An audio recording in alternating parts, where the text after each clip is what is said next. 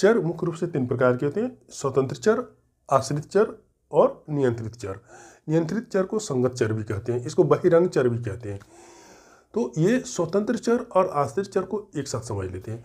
अभी पिछले एग्जाम्पल में देखें कि अगर कोई प्रयोगकर्ता या मनोवैज्ञानिक एक्सपेरिमेंट कर रहा है तो वो जिस चर को प्रयोगकर्ता सीधे मैनिपुलेट कर सकता है और जिस चर के प्रभाव को देखा जाता है उस चर को स्वतंत्र चर कहते हैं, और स्वतंत्र चर के प्रभाव को जिस चर पे देखा जाता है, जिस चीज पे देखा जाता है, उस चर को आश्रित चर कहते हैं।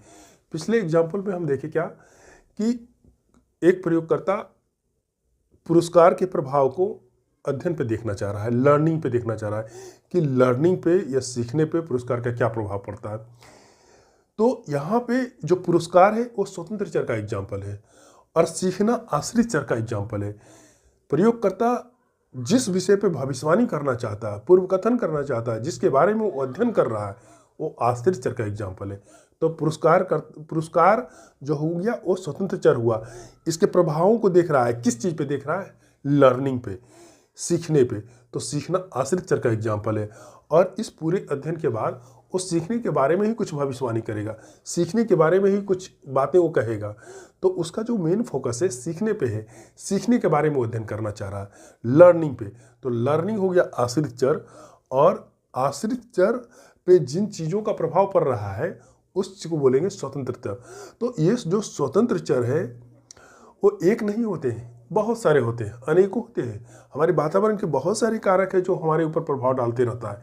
लर्निंग पर भी इम्पैक्ट उसका पड़ता है।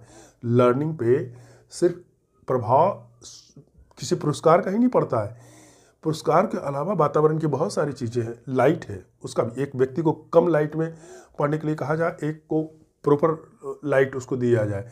एक टेम्परेचर भी वातावरण का चर है और वो स्वतंत्र चर का एग्जाम्पल है, क्योंकि टेम्परेचर भी हमारी लर्निंग को प्रभावित करता है। तो अगर कम टेम्परेचर हो, ज़्यादा टेम्परेचर हो, अनुकूल टेम्परेचर हो, आप बताइए कि लर्निंग किस में बेहतर होगा? जो अनुकूल टेम्परेचर है, कम या ज़्यादा में वो हमारे लर्निंग को इफेक्ट करता है।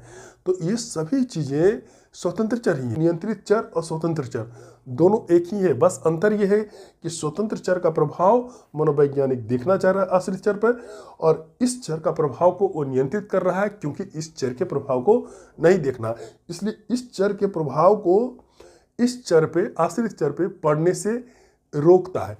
तो जिन चरों को नियंत्रित कर लिया गया, जिन चरों को प्रभाव को आश्रित चर पे पड़ने से रोक लिया गया है, उसी चर को नियंत्रित चर, संगत चर या